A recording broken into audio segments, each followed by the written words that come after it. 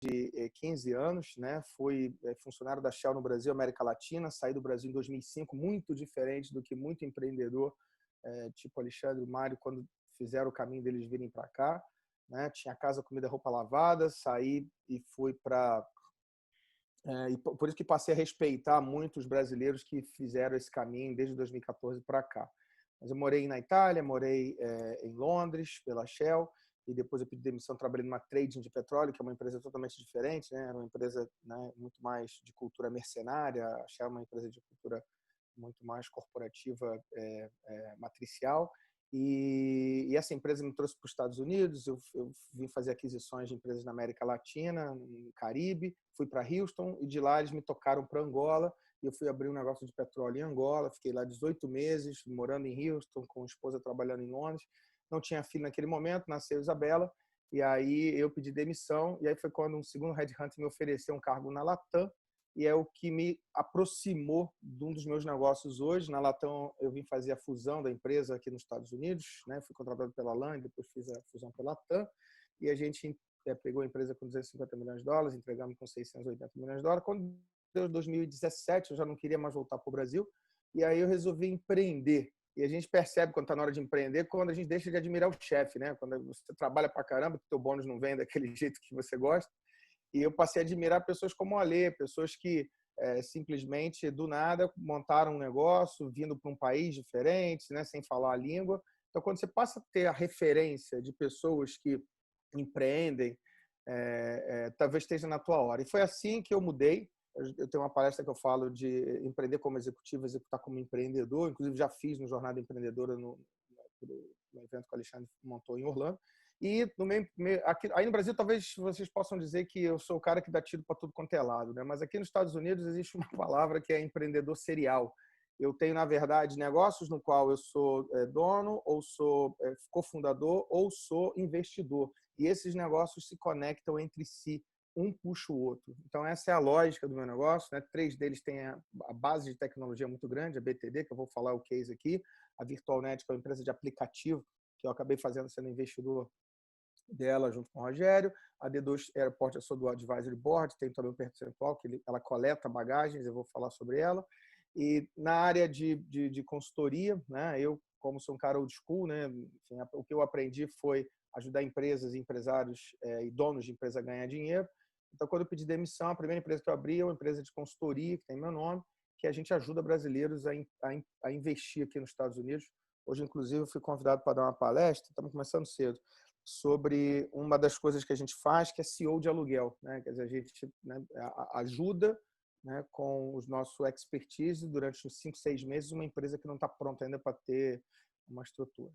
E tem um projeto de investimento também que eu perco bastante dinheiro nisso, mas eu gosto, né, que é o Sounds of Brasil. Não gosto de perder dinheiro, mas a gente faz por amor à causa, que é promover a música popular brasileira aqui nos Estados Unidos. E tive a grata sorte de estudar e aprender coisas na teoria, nos livros, nas melhores escolas de negócio e tecnologia daqui dos Estados Unidos. Porém, o que me dá mais segurança para poder falar o que eu vou falar é, pessoal, botar o bico no balcão, ter arregaçado as mangas e poder fazer no dia a dia, tá? Coronavírus veio e mexeu comigo. Não adianta nada ter uma sopa de letrinhas se você não está preparado para mudar, porque essa pandemia ela foi além das questões de experiência e expertise. Ela, obviamente, isso ajuda, né, porque você tem mais maturidade, mas ela fez com que a gente repensasse quem somos nós, né, o que a gente quer da vida e o que vai ser do nosso futuro, nossos filhos. E aí é que entra a história da quarta revolução industrial. Acho que vocês já devem ter ouvido falar. Essa é a parte que eu não vou ser muito didático, né, porque vai dar para vocês a vontade de poder ver. Esse é um vídeo que eu mostrei pela primeira vez, não recomendo, né, de inovação. Não vou mostrar ele, Alexandre ficou bem impactado com esse vídeo. Depois vocês procuram lá no Google, Quarta Revolução Industrial, e façam um paralelo com esse vídeo também, que eu não vou mostrar, porque eu quero que vocês exatamente façam um paralelo entre um e o outro. Eu vou mostrar o último vídeo, mas o primeiro vídeo foi feito em 2016, está em português, e ele fala do que é a Quarta Revolução Industrial. Ele é inclusive, até um pouco disruptivo, ele deixa as pessoas fora um pouco da área de conforto delas. Só que o que está acontecendo com essa pandemia fez com que a gente já entrasse numa nova onda, né? É o chamado novo normal que a gente vai falar aqui. E o segundo vídeo explica com detalhes da onde surgiu a história da quarta revolução industrial, para quem muitos de vocês já devem ter ouvido falar e conhecer, mas foi através do Fórum Econômico Internacional, criado pelo Klaus Schwab, e ele foi a primeira pessoa que trouxe esse conceito, e ele fala praticamente de tudo que a gente vê hoje, dessas tecnologias que passamos nós a ser dependentes. Essas tecnologias do século XXI, né? A inteligência artificial, a internet das coisas, a mídia social, as plataformas de aprendizado digital, realidade aumentada virtual, drones, impressão 3D, enfim, tudo que está relacionado a isso, que a gente já ouvia falar, já usava, as próprias, né, o Siri, a Alexa, etc. Quer dizer, tudo isso hoje foi antecipado por conta da pandemia. O que a gente aprende nesse vídeo, o que a gente aprende quando olha para trás do tempo que levou a humanidade para adotar novas tecnologias, é de que cada inovação disruptiva ela tem um impacto muito grande na anterior, né? E faz com que as mudanças sejam muito mais rápidas. Isso é o que a gente chama de inovação disruptiva. O melhor exemplo disso, pessoal, Uber. Né? Até bem pouco tempo atrás, a gente pegava táxi ligando, né? E, de repente, a gente passou na nossa mão, né? A oferta e demanda, né, se aproximaram né, e o Uber virou o que é Uber. Né? Alguns de vocês, eu vi aqui pela face, talvez são da mesma época que eu, né, que a gente andava armado. Eu sou do Rio de Janeiro, infelizmente, enfim. E na época eu ganhei meu primeiro celular, o PT 550, né, aquele chamado tijolão. Vocês lembram disso? Né? Você chegava armado, botava ele no bolso, você chegava primeiro, o celular chegava depois. Né? Olha como que a evolução, o que aconteceu com essa maquininha aqui hoje, que a gente leva ela para tudo. Né? Então é isso que abriu muito as portas para essa revolução. E você, quando olha para esse negócio de tecnologia e da adoção da tecnologia, a gente vai falar da curva de adoção de tecnologia, né, é muito importante entender quem está por trás dela. Quer dizer, as tecnologias avançam rápido e, na medida que elas elas chegam a um ponto de todo mundo adotar, tem a ver um pouco com a história das gerações. Né? Alguns de vocês devem se encaixar em alguma dessas fotos aí, né? Eu me considero um cara borderline milênio, né? Estou aqui entre a geração X aqui dos Estados Unidos, conhecida como geração dos 80 do Brasil, e a geração milênio, né? Essa famosa geração Y aí. Esse aqui é a fotografia do demográfico aqui dos Estados Unidos, e a geração X, né? Essa geração na qual que eu nasci, ela é conhecida como a geração analógica, né? A geração milênio é uma geração digital. E olha, pessoal, hoje mais de 50% da força de trabalho americana é a geração milênio. Então, a primeira pergunta, você que é empreendedor, é dizer o seguinte: o meu negócio hoje, um dos vídeos fala sobre isso, ele vai sobreviver no século XXI? Ele está dentro do telefone, né? Porque se ele não estiver dentro do telefone, você talvez não vá sobreviver com o teu negócio. Porém, eu estou atendendo essa geração, né? Mais de 50% da força de trabalho. A geração Z, que é essa geração que nasceu de 96 a 2012, né? Eu tenho uma filha na geração Z, Isabela, né? Porém, Valentina nasceu na próxima geração, que é a geração A, né? A geração alfa, né? É quem nasce, dizem que vai ser quem nasce a partir de 2013 até 2025. Então, assim, é uma geração totalmente diferente. Então, eu, quando comecei a empreender, eu falei, bem, eu quero vender para quem? Eu falei, eu vou vender para essa turminha aí, para XYZ, né? Mais de 75%. É para essa turma que eu tenho que pensar. E uma das coisas que a gente faz antes do Covid, tá? Para vocês entenderem como é que foi o meu caminho de ir para o céu, obviamente isso é uma metáfora, né? O meu caminho de ir para o céu foi basicamente assim: eu pedi demissão, olhei para o mercado, vi uma oportunidade e posicionei essa minha empresa naquilo que a gente chama de marketplace. Marketplace é quando você tem oferta e demanda, você aproxima oferta e demanda. E o marketplace na área de viagens, né, é um dos marketplaces que mais tiveram tecnologias de disrupção. Né? O Uber, como eu já citei, e o próprio Airbnb. Para quem não sabe, o Airbnb ele nasceu depois de um pós-crise. 2007, a crise de 2007, 2008 foi quando o Airbnb nasceu e mexeu por completo com o real estate, mas também, né, com a indústria de hotel e também, de novo, com a indústria de tecnologia. Então, o que a gente vê é que todas as crises acabam gerando oportunidades para a gente. Né? E é assim, eu acho que nessa pandemia agora. Bom, então, na verdade, o que a BTD faz? O Ale já começou a explicar um pouco sobre isso. O que nós fazemos é a gente aproxima oferta de demanda. Basicamente é isso. Eu, como vim de aerolínea, eu conheço bem a indústria, né? A conheci ela ao longo de 7 anos, e sei que aerolíneas têm produtos e descontos especiais para pequeno e médio empresário, pessoas como vocês. Só que elas não têm ideia de quem vocês são, elas não conseguem chegar em vocês. Imagina que 99% dos business nos Estados Unidos são small business enterprises, né? Pequenas e médias empresas. Aí no Brasil chamadas as PYMEs, né? Pequenas e médias. Então o que a gente faz é isso, a gente vai até os travel suppliers, hotel, empresas de carro, né? O próprio Uber, Airbnb, a gente coleta através de tecnologia, a gente tem um online booking tool, quer dizer, uma maquininha igual o Expedia, para simplificar o seguinte, nós somos um Expedia ou um Decolar para pequeno e médio empresário. Você tem que ser membro, você entra lá e você vê lá o mesmo voo da Azul saindo daqui de Miami ou de Fort Lauderdale, indo para Viracopos, né, naquela cama flat, né, ele vai ser 15%, né, 10%, 15%, 20%, pode ser até 40% mais barato do que aquele voo na Azul.com ou mesmo no Decolar.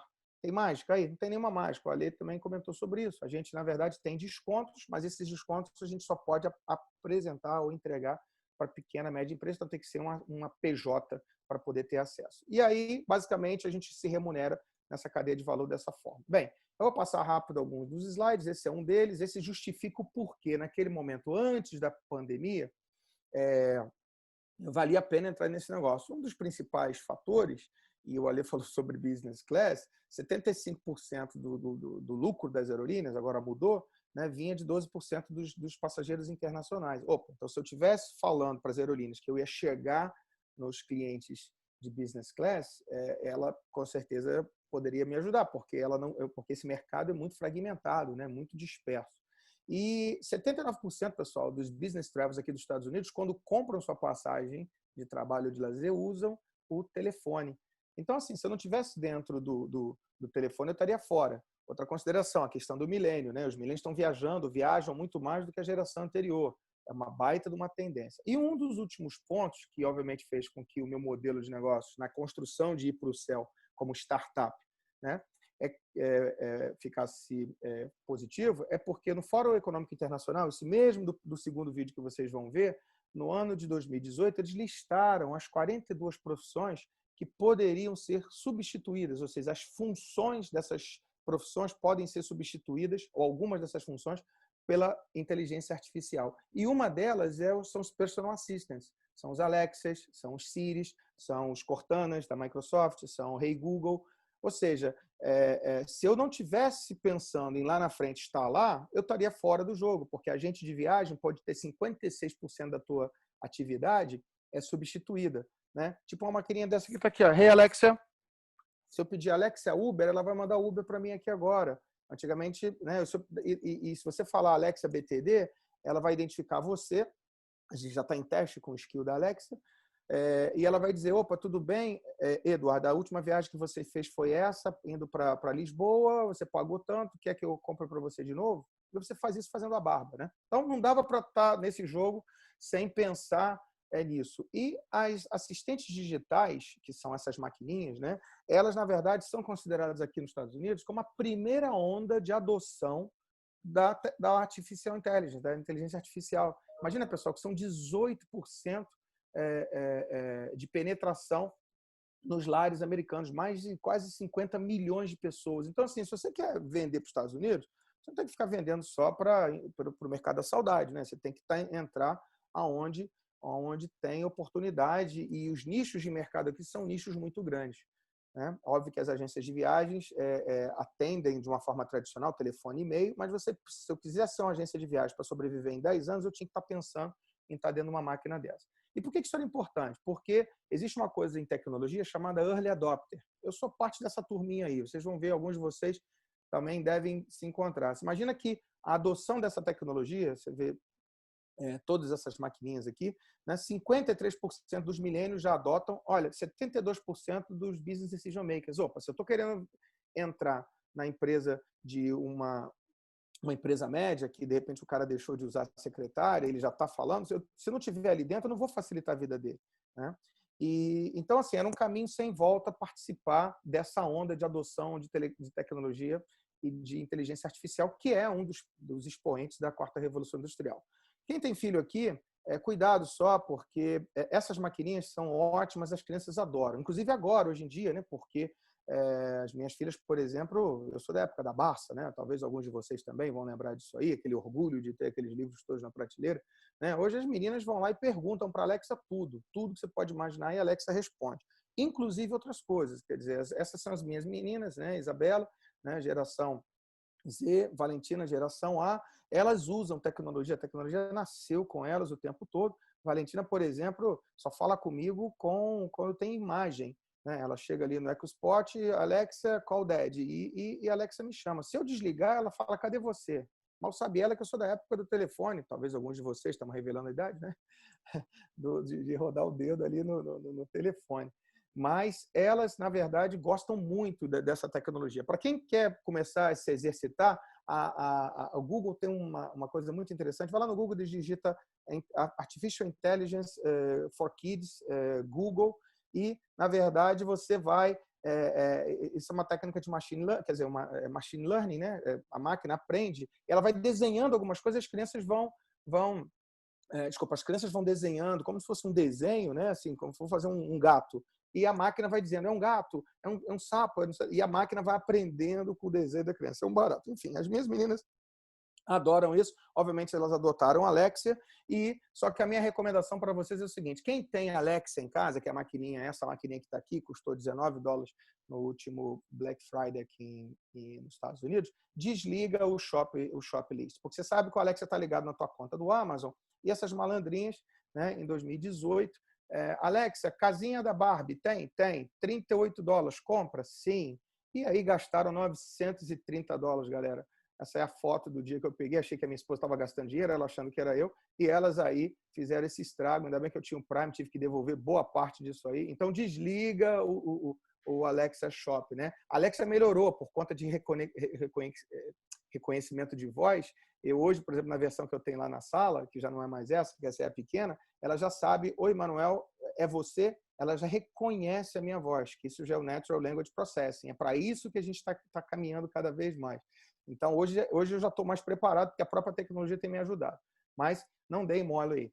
Bem, pessoal, eu estava chegando já perto do céu, antes de ir para o inferno, e quando a gente não sabe uma coisa, a gente tem que buscar informação, né? E eu comecei a falar muito sobre tecnologia e sobre inteligência artificial, mas eu precisava ter isso numa perspectiva de empreendedor, não de executivo, e eu fui para o MIT, né, que é uma das escolas mais importantes aqui de tecnologia dos Estados Unidos, para poder falar de inteligência artificial, para poder aprender. E lá a gente desenvolveu uma coisa que a gente chama de roadmap, ou seja, que é a história da empresa na medida que a empresa cresce, né?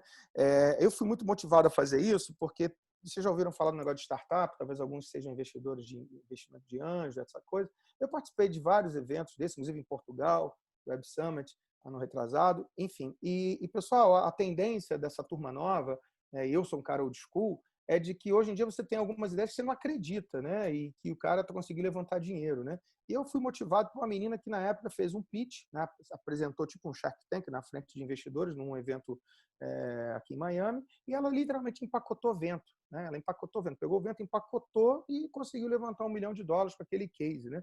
Eu falei, caramba, se ela está fazendo isso, eu sou um cara old school, que acredito nos negócios que tem que ter venda, ralei sola de sapato, eu preciso também entrar nessa, senão eu não me adapto, né?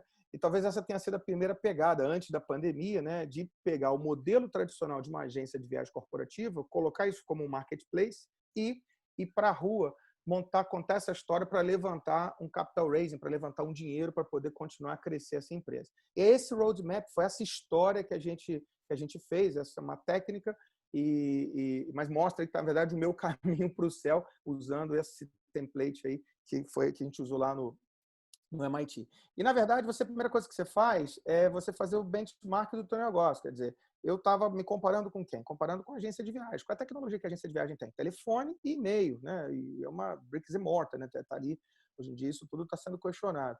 E a gente, na verdade, uma das formas, eu vou dizer o seguinte, quanto mais eu adoto tecnologia no eixo do X, pela escala. Quer dizer, na medida que o meu negócio cresce, a oferta cresce, a escala cresce e o uso de tecnologia ou me ajuda, né, a avançar nisso. Eu vou passar isso muito rápido, mas essa sopa de letrinhas aqui é na verdade, a história da minha empresa. E foi dessa forma que a gente começou a adotar tecnologia. Você vê que lá atrás, né, em 2017, ele nasceu como um grupo de WhatsApp, e depois a gente já usava Zoom, eu usava Blue Jeans e Zoom, e hoje o Zoom virou essa mania toda. Quer dizer, lembra por que eu falei que era early adopter?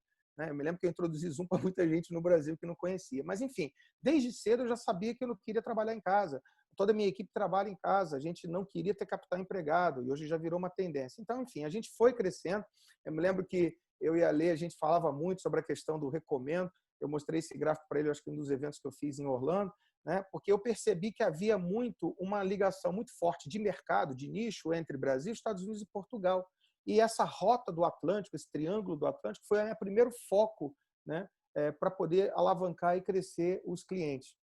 Obviamente, depois que entrou o aplicativo, a gente já nasceu na internet, eu comecei a fazer coding, porque não sou um cara, né, comecei de tecnologia, comecei a codificar robôs, né, com tecnologia do Amazon Web Services, live chats, etc. E a gente chegou aqui no final, naquilo que em janeiro de 2020, olha só, hein, eu já estava com muita coisa dentro, já estava usando o IBM Watson, já usava uma tecnologia de processamento chamada RPA, Robotic Process Automation, que a máquina é aquela que a máquina faz coisa muito melhor do que o humano. E ela faz realmente. E a gente tem que dar essas funções para a máquina, né? Porque ela não pega o vírus, ela não para, ela trabalha 24/7. Só que tem coisas que os humanos fazem, como, por exemplo, fazer uma apresentação dessa para um grupo tão seleto. Pessoal, e aí no final do dia, o que eu estava pensando? Olha ali, eu estava pensando naquilo que é o futuro daqui para frente, é o NLP, que é o Natural Language Processing.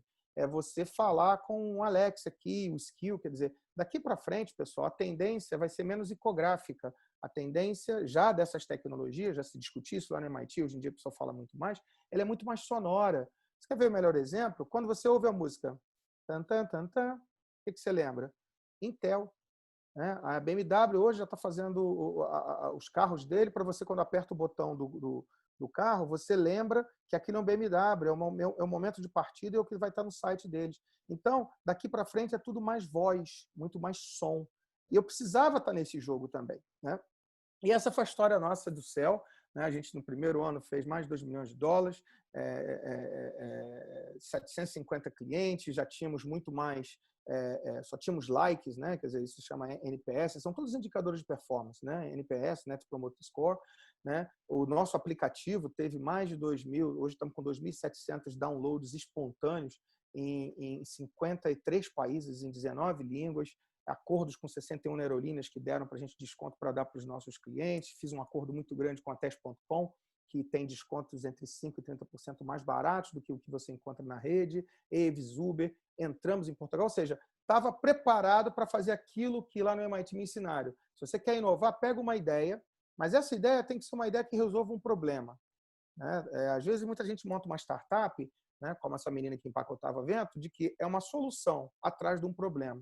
Tem gente que investe nisso, mas tem que ser uma ideia que você resolva o problema, tem que se entender a dor.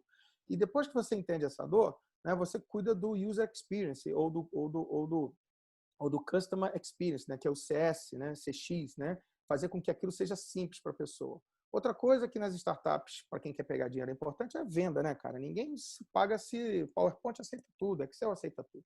Então a gente, na verdade, escalou, e depois você escala. Eu não podia estar limitado a Miami, a gente logo entrou em Portugal. Quando você escala, você gera equity. Equity é valor da empresa. A empresa pode ter prejuízo, mas o valor dela percebido pode ser alto, e aí você consegue investimento.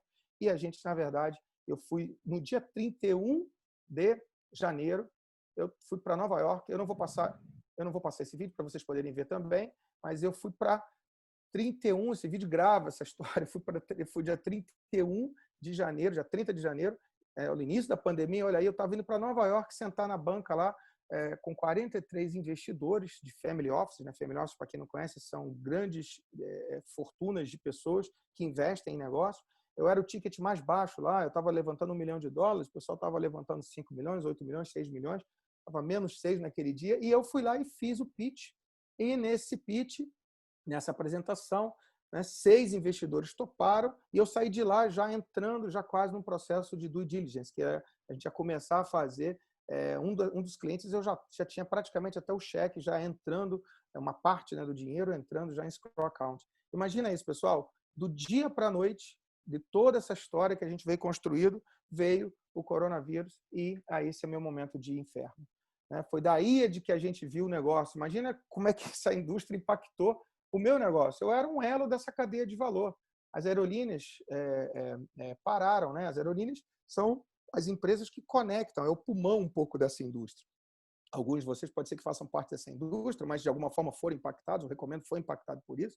Mas a aerolínea é que conecta os pontos, né? É ela que encurta as distâncias para que os negócios aconteçam, para que as pessoas possam sair de férias, né, para as tuas viagens, né, dos sonhos, e para que famílias e amigos se conectem também, né? É a aerolínea que faz isso. Então, toda essa cadeia em volta, né, foi impactada, desde o motorista de Uber até o hotel, o restaurante, os aeroportos, os parques, os cruzeiros e, obviamente, quem vende online, no meu caso também. Eu me lembro como se fosse hoje, finalzinho de março, acordei de manhã com um e-mail da American Airlines dizendo de que no domingo ela ia botar todos os aviões embaixo. Isso foi antes do Trump, no sábado, anunciar fechamento das fronteiras. Eu já estava, pessoal, percebendo que algo vinha, sabe? Porque eu já tinha clientes vindo para a China cancelando voos, etc. Então, aquilo em janeiro já começou a me prevenir. Mas, graças a Deus, o fato de ter investido em tecnologia desde cedo, o meu negócio ele já tinha custos fixos, não existiam praticamente, né? Eram muito baixos, e a gente já tinha um modelo de negócio de que precisava sobreviver a essa crise. Mas essa indústria toda foi impactada. Na época, a IATA dizia que ia ter um prejuízo de 113 bilhões de dólares se a pandemia chegasse no cenário extremo. A gente está no cenário extremo, esse prejuízo é muito maior. Eu me lembro que eu fiquei dando entrevista, até hoje eu falo sobre esse assunto. Mas, enfim, está aí a minha jornada do céu para o inferno, do dia para a noite. O Alê tem um programa que eu gosto muito, chamado Planefazer, né, de que é botar um umbigo no planejar e fazer, né, e a gente conversou sobre isso. Uma vez ele pediu, a gente fez uma entrevista, né, Alê?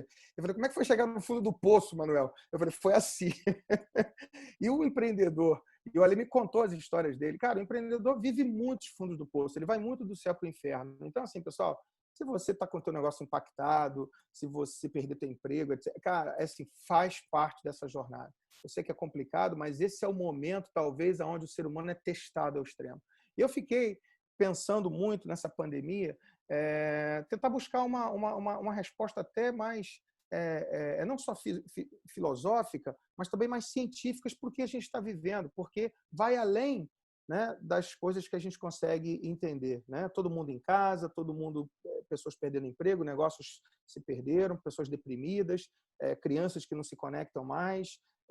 Imagina que hoje somos 7 bilhões de pessoas que estão vivendo em países com restrições, mais de 1,5 bilhões de estudantes estudando de casa. Então, é um impacto muito grande. Eu fui buscar um pensamento, quer dizer, enfim, eu gosto muito de estudar também e tal, e o pessoal fala muito do novo normal, né? Eu fui tentar buscar uma lógica para isso, e a melhor resposta que eu tive foi algo que biólogos, lá em 1972, né, o Stephen Gould e o Niles Edredge, eles falaram um pouco de uma teoria chamada equilíbrio pontual, punctuated equilíbrio modo, né? E o que é esse equilíbrio pontual? Essa, para mim, foi uma explicação mais lógica do que é esse novo normal. É de que a espécie humana, os indivíduos, né? Isso eles testaram isso, por exemplo, com borboletas, etc., né? As populações dos organismos vivos, elas tendem a experimentar uma quantidade muito significativa de mudanças evolutivas em um breve e muito estressante período de tempo.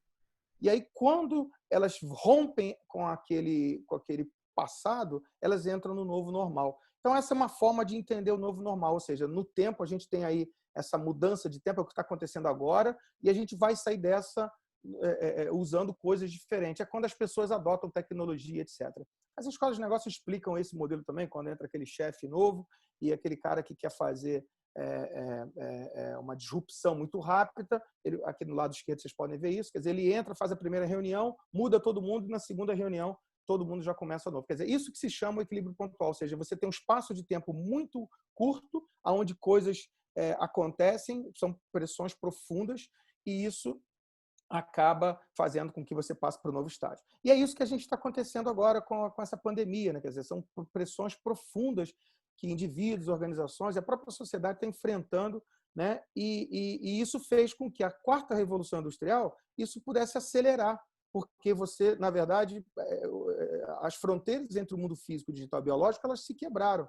Né? Então, como eu disse antes, quer dizer, essas tecnologias já estavam aí, pessoal, não é nada novidade. Você vê, eu já usava o Zoom desde 2017. Né? Porém, hoje todo mundo está usando, né? Internet das coisas, etc. Então, é isso que explica bem.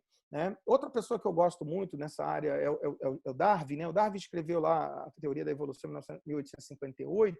E uma das coisas que eu gosto muito do Darwin é que ele fala de algo que tem a ver com... Não são os mais fortes que vão sobreviver, são os que se adaptam.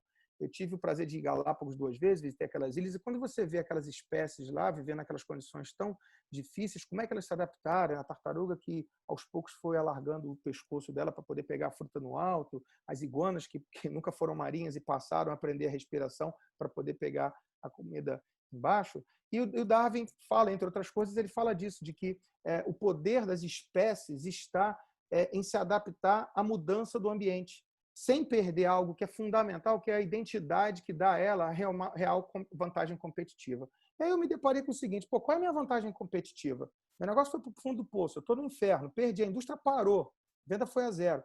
Mas a minha vantagem competitiva está na minha capacidade de me reinventar, minhas conexões, eu entendo de tecnologia, eu sou bom de conectar pessoas, então eu decidi, nesse momento, a não ficar do lado dos losers, né? Porque em toda crise você tem quem ganha e quem perde. Né? Na verdade, a gente consegue ver que é isso que aconteceu hoje com essas tecnologias. Esse é um gráfico, né, de adoção de tecnologia. Como eu falei para vocês, né, quer dizer, os early adopters, toda tecnologia nova, ela diz o seguinte, 13% das pessoas adotam primeiro. Eu estou nessa curva aí, lembra dos early adopters que a gente falou? O tipping point, também chamado Kazan em inglês é ruptura, né? O tipping point é quando você tem uma fusão entre quem adotou primeiro e quem vem depois. O melhor exemplo disso, alguns de nós aqui lembra do BlackBerry. Né? BlackBerry é uma tecnologia nova, mas muita gente custou a sair fora do BlackBerry para poder adotar o smartphone. O Palm Top também, né? Muita gente adotou e outras pessoas passaram a usar depois. E o que aconteceu nessa pandemia é de que esse tipping point passou agora para o late majority. É o que está acontecendo com a gente aqui agora. Ninguém, quem de vocês sabe disso? Qual dia você consegue lembrar o primeiro dia que você usou o Zoom? Você foi convidado para participar de um webinar.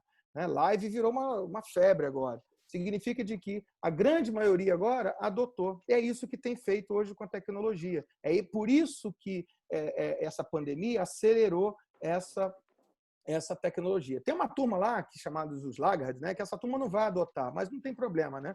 E não tem a ver com idade isso. Né? Minha mãe, por exemplo, hoje, ela só fala com a gente, né, graças à tecnologia. Né? E a gente comemorou o aniversário dela semana passada, 2 semanas atrás, falando sobre isso. Mas imagina, pessoal, quem lembra disso aí, né? 1962, quase 60 anos atrás, né? Os supersônicos, né? Também chamados os Jetsons aí no Brasil. Como é que a gente podia imaginar, né? Star Trek, quer dizer, vários filmes futuristas anteciparam o que a gente está usando hoje. Trabalho de casa, classes online, né? Então, essa é uma pesquisa que a McKinsey fez aqui recentemente. Olha só o quanto que os consumidores americanos aceleraram a adoção de canais digitais. Então, havia muita gente que ainda, apesar de banco, 51% já usar muito banco, 21%, né, novos passaram a ir no banco, lógico, porque deixou de ir para o banco que já era digital, passou a fazer banking em casa. Né? Entretenimento, né? Olha como que a indústria...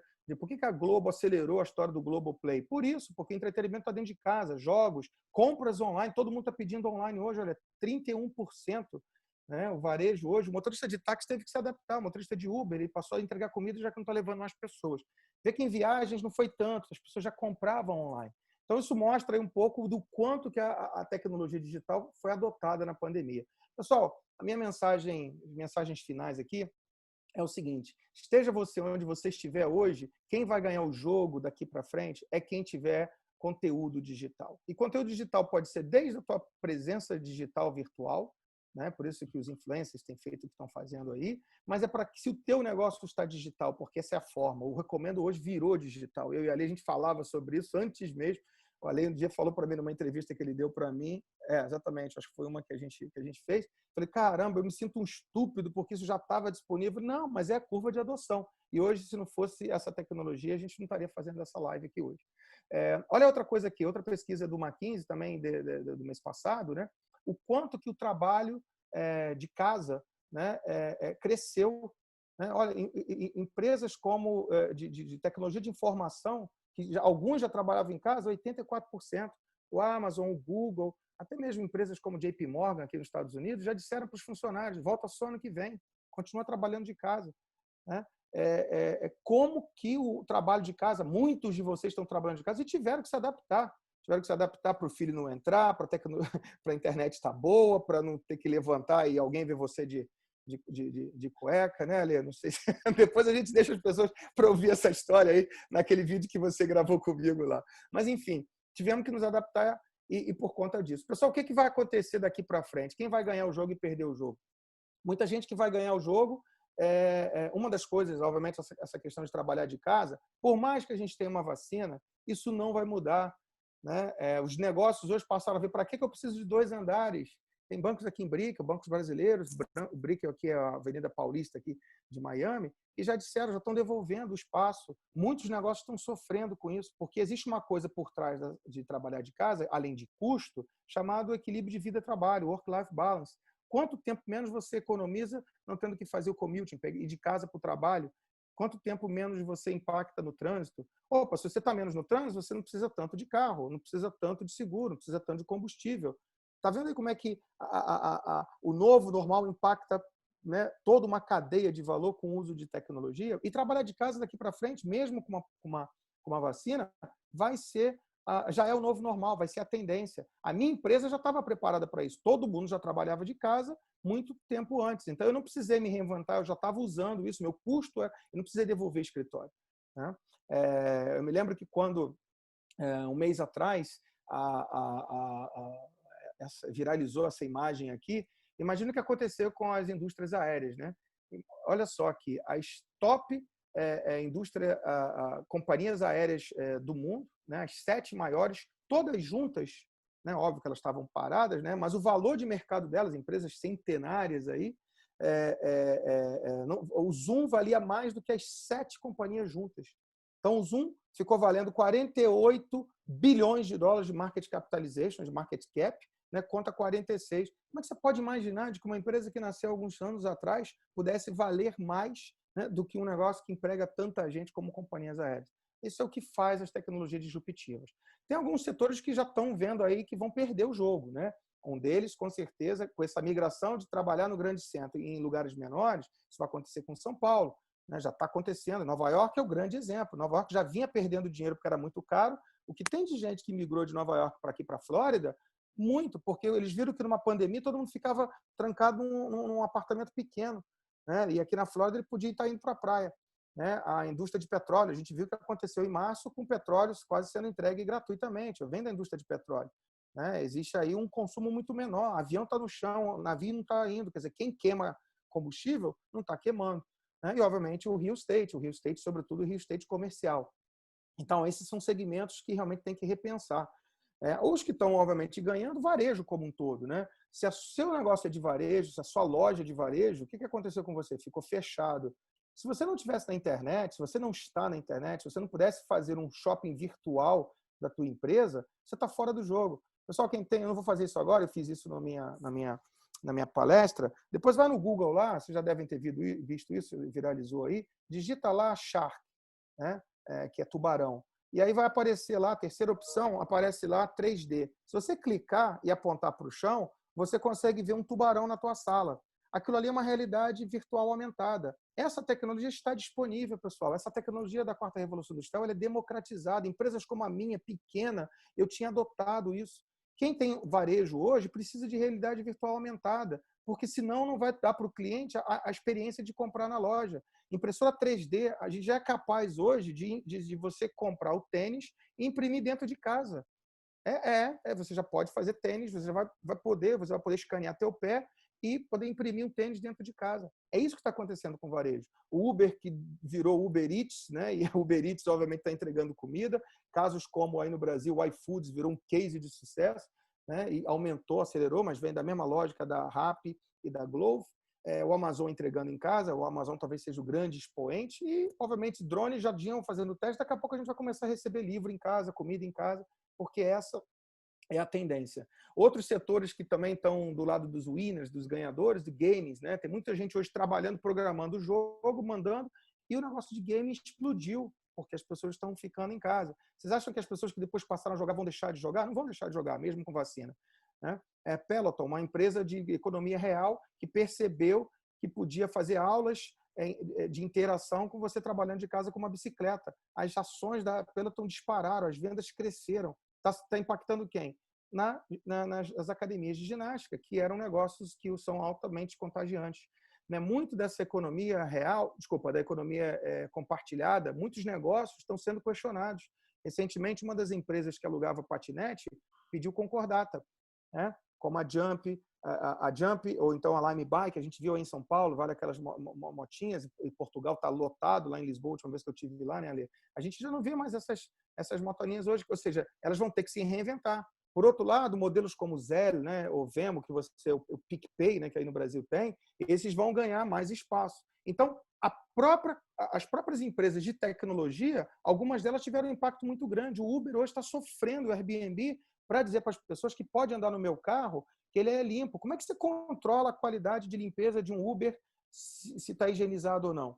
Né? Quem ganhou espaço agora? Empresas de limusine, etc. Então, é muito interessante ver isso acontecendo. Olha, aqui em casa, essa foi a minha última adoção de tecnologia. Sabe que maquininha essa aí? Acho que aí no Brasil já lançaram, mas agora virou a sensação aqui, a Romba. Quem é a Romba? É um robô que usa machine learning que limpa a sua casa. Com a pandemia, a menina que limpava aqui parou de vir. Eu adorei, porque eu estou economizando, né? Quer dizer, adorei em parte, porque eu faço exercício, etc, etc, né? Mas estou economizando $200 lá toda vez que ela vinha. Né? Mas agora a Romba, ela limpa e ela também passa pano na casa. E ela depois volta para a base dela e tira o lixo sozinha, que é essa basezinha, e volta a limpar a tua casa. Ela limpa sua casa, o robô roda a casa inteira. E você conecta ela com a Alexa. Alexa, Romba, por favor, limpa o meu quarto número 1. E ela vem para cá direto, limpa aqui o quarto e vai embora. Uma maquininha hoje que já está fazendo o trabalho de quem? De uma outra pessoa que era a limpeza. Vocês acham que vai demorar muito para ter algum robô, um drone que possa limpar as janelas do lado de fora? Claro que não. Então, ver como é que a tecnologia acelerou essas coisas. Para terminar, escola, pessoal, aqui em Miami já disseram, as crianças não voltam a estudar. Ou seja, estudar de casa passou a ser aquilo que a gente teve que se adaptar rápido, todo mundo, com homeschooling, homeworking. Daqui para frente é isso. É uma pena, né? Porque eu fico vendo as minhas filhas sem a socialização, mas daqui para frente vai ser dessa forma. Isabela hoje já tem o papo virtual dela com as amigas dela, porque daqui para frente é assim que vai ser. Né? Então não tem volta mais para a questão do homeschooling. Agora imagina quantos cursos, né, faculdades como a de Harvard, que cobravam um batalhão de dinheiro para você estar estudando lá, que o grande barato é o networking, estão tendo que repensar os cursos dele. Você pode gravar uma baita de uma aula hoje pelo YouTube e entregar o teu conteúdo. Estão tendo que repensar o modelo deles para baratear isso. Né? A parte toda de telemedicina já é uma realidade, já está todo mundo usando isso. Né? A minha mãe, esses dias, eu falei para a mamãe, não vai mais para Niterói para poder falar com o médico dela. O cardiologista dela já fez telemedicina com a minha mãe, olhando no FaceTime, lá no WhatsApp. Então, enfim, recomendo. Olha, a primeira palestra que eu falei sobre esse assunto foi quando o Ale me chamou. Recomendo 4.0, o melhor exemplo. Se o Ale e o Elton não tivessem, em algum momento, se antecipado, eles, com certeza, já teriam se adaptado, porque são empreendedores, né, com muita experiência, mas o Recomendo 4.0 é a maior expressão disso. Né? A empresa, eu, por exemplo, participei dessa primeira palestra, eu dei para o grupo que tinham pessoas em vários estados brasileiros. Adorei. E o Recomendo tem esse poder. De lá eu conheci algumas pessoas, por exemplo, eu conheci a Karina Pólido. Hoje eu e a Karina já estamos fazendo algumas coisas juntos na área de venda virtual. Hoje eu tenho, inclusive, uma palestra com ela hoje à noite. Então, está vendo o poder de conexão que a internet tem? Isso é muito legal. Bem, para terminar, pessoal, rapidamente, para não ficar falando de Google, de Uber, que a gente já sabe que eles são os grandes ganhadores, né? Se você entra no Google, você vai ver lá a quantidade de empregos que o Amazon está oferecendo, pagando 400. Tem cargos aqui de tecnologia de $400 mil ano. Né? Então, assim, eles estão contratando muito. Mas deixa eu pegar exemplos reais brasileiros para mostrar para você o seguinte: se você não se preparou ainda, se você está sem conteúdo digital, essa é a tua hora. Olha só algumas empresas que já estavam preparadas, como o Recomendo se preparou, né, para tecnologia, ou seja, elas agora que já entraram no novo normal com tecnologia, elas estão preparadas para dar um salto quântico, né? Algumas resolvendo problemas sociais. A Lincoln é uma empresa de uma brasileira, está no início de startup ainda. O que ela faz? Através de geolocalização, no aplicativo, ela vê aonde tem emprego. Então, por exemplo, uma pessoa que perdeu emprego numa determinada comunidade, ela consegue ver naquele raio ali, né, que emprego que tem para ela, né? E ela consegue linkar essa necessidade sem que a pessoa tenha que se deslocar no trânsito. Ou seja, a Rosane, quando desenvolveu essa ideia, ela não estava pensando na pandemia, só que ela hoje resolve um problema social. Tem quase 11 milhões de brasileiros, 12 milhões, né, 13 milhões de brasileiros desempregados aí no Brasil. Imagina o problema, a tecnologia vai ajudar isso. Outra empresa Traz Favela, vocês devem ter ouvido esse caso, ele passou aí no Pequenas Empresas, Grandes Negócios, nasceu na favela de Salvador, né? Um aplicativo que as entregas não chegavam em algumas comunidades por uma série de restrições de segurança, etc. Então, ela pegou os entregadores locais e conectou com a comunidade.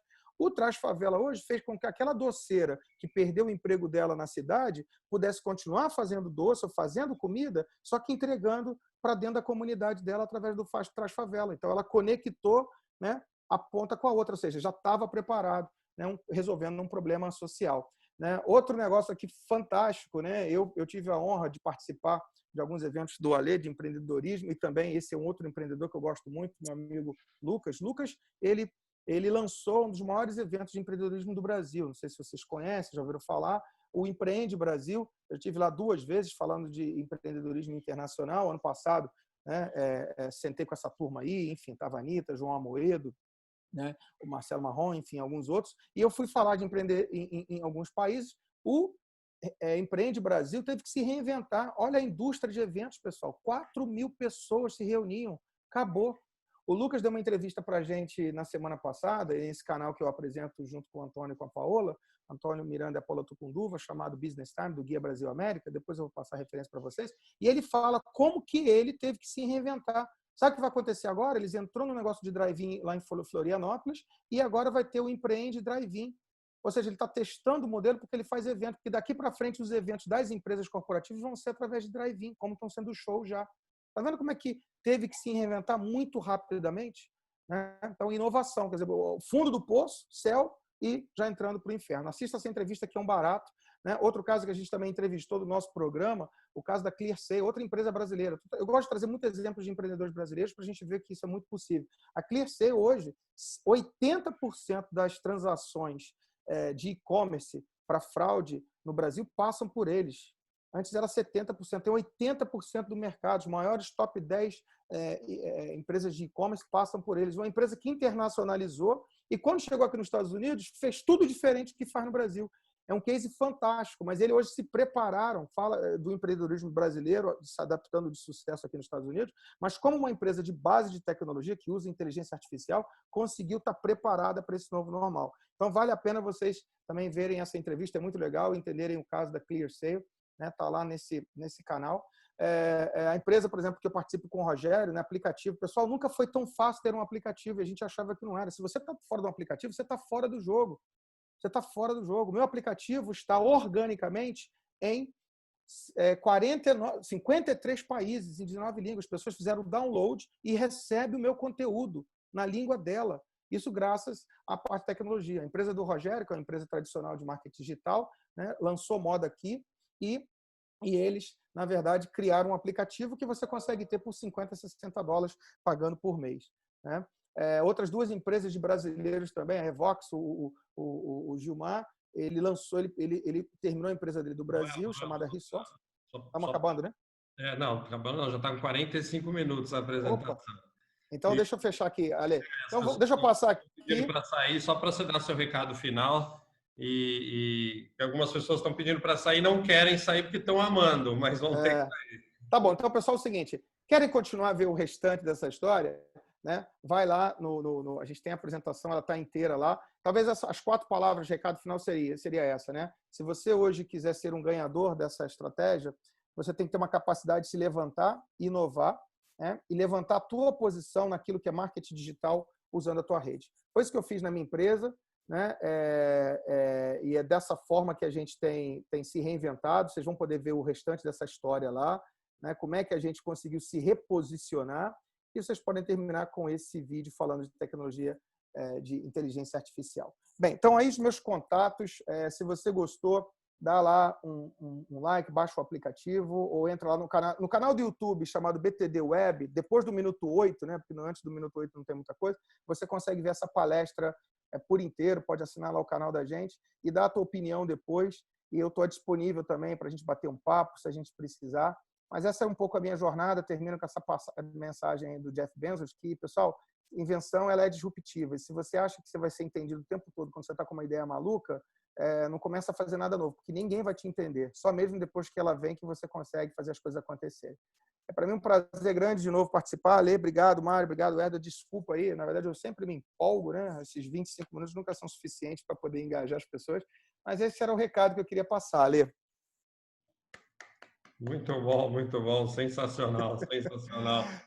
Eu só dei um toque, eu sei que tem gente que quer ficar aqui até terminar, mas por educação, assim, a galera foi, puxa, dá um toque aí, eu preciso sair, mas não quero sair, preciso sair, mas não quero sair. Mas, você fez a coisa certa, eu já dei as informações aí. Quem quiser ver a palestra toda tá lá, tá bom? Depois eu te mando pro grupo aqui. Eu de novo inteira lá para aprender mais um pouquinho. Quem não viu esse vídeo que ele falou da quarta revolução, assista, porque é assustador ao mesmo tempo. Quando eu assisti a primeira vez esse vídeo, depois da palestra, olhei para ele e falei, cara, pelo amor de Deus, isso vai acontecer mesmo? Enfim, e depois experimentei, tem o Alex em casa, enfim, e as crianças estão numa outra era. Manuel, muito obrigado aí pela sua presença. A gente, só por respeito a todos, aí vamos dar a reunião como encerrada. E se alguém quiser fazer alguma pergunta para o Manuel, aproveitar que o Manuel está aqui, fazer alguma pergunta para ele está totalmente aí disponível a responder aí a pergunta de vocês, tá bom? Manuel, muito obrigado obrigado pela sua presença, agradeço por ter aceitado o nosso convite, ok? Obrigado a você, Mário, estou sempre à disposição para contribuir com vocês. Legal. Quem precisar aí, obviamente, respeitando o tempo, quem quiser fazer alguma pergunta, fazer uma colocação, estou disponível aqui. Pessoal, eu vou pedir licença que eu tenho que sair, que já tem um outro call agora, tá? Peço tchau, licença. Mário. Fica bem aí com a família. Um abraço. Tchau, tchau. Um abraço. Tchau, tchau.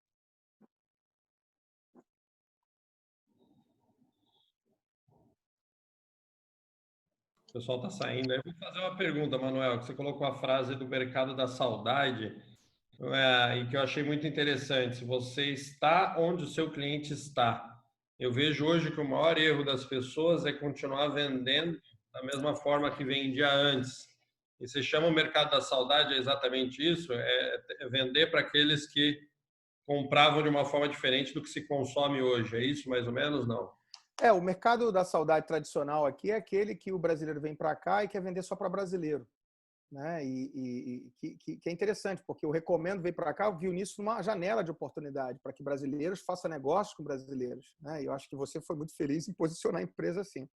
Mas em outros segmentos de mercado, o mercado da saudade é aquele brasileiro que vem para cá, internacionaliza e só quer vender para brasileiro. Ele às vezes fica um pouco míope e não enxerga que o mercado pode ser muito maior do que aquele, né? E aí ele só está falando de vender água de coco para brasileiro, né? Enfim, então o mercado da saudade tradicional antes da pandemia era um pouco disso, né?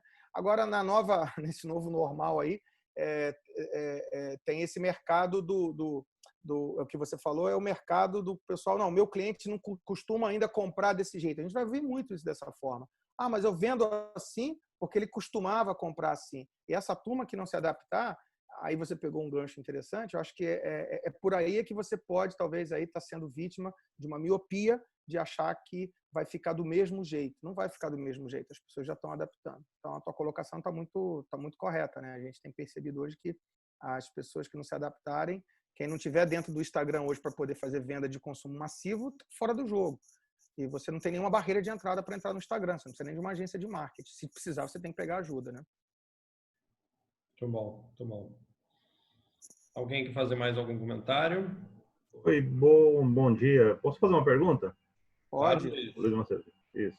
Manuel, essa palestra 4.0, eu confesso que eu já vi algumas vezes, não à toa, mas eu já vi algumas outras, né? E o meu negócio, ele é altamente, está no meio dessa turbulência aí, essa revolução 4.0.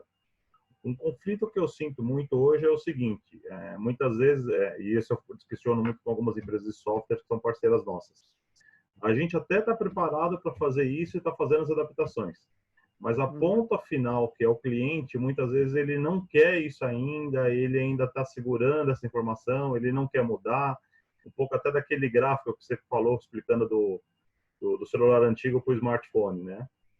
O que você pode dizer para a gente, ou aconselhar no sentido de como fazer, às vezes, mudar a cultura de integração, de trabalho do usuário final? Porque às vezes a gente até quer, mas o usuário final, que é o cara que vai consumir, ele ainda tem mais resistência do que a gente que está enxergando isso.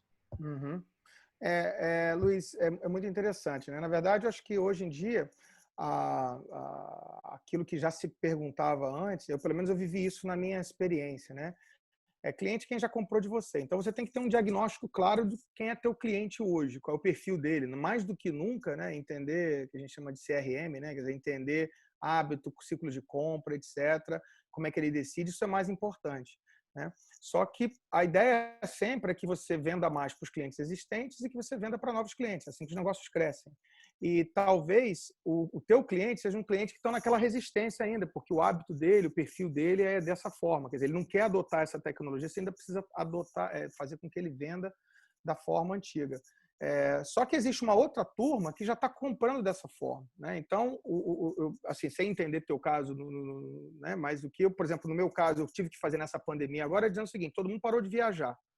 Eu vou ficar esperando essa turma voltar a viajar, porque eles não estão viajando, porque não é por causa de preço, eles não estão viajando por conta enfim, problema de medo.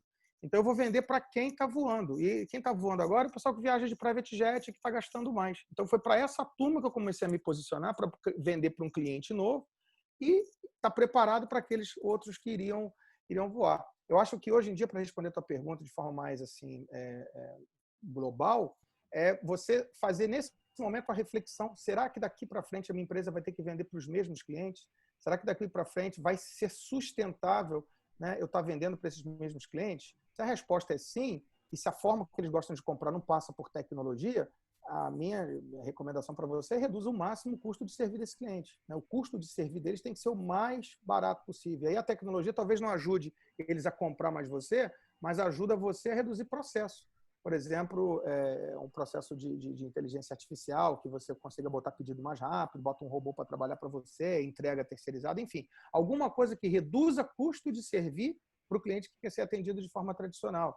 Hoje tem chatbots hoje que falam, né, uma daquelas empresas que eu estava falando lá, vocês vão ver isso no vídeo, né, a Oase, ela usa só o WhatsApp para conversar com a pessoa acha que está conversando com alguém, de tão desenvolvido que está hoje a tecnologia de chatbot.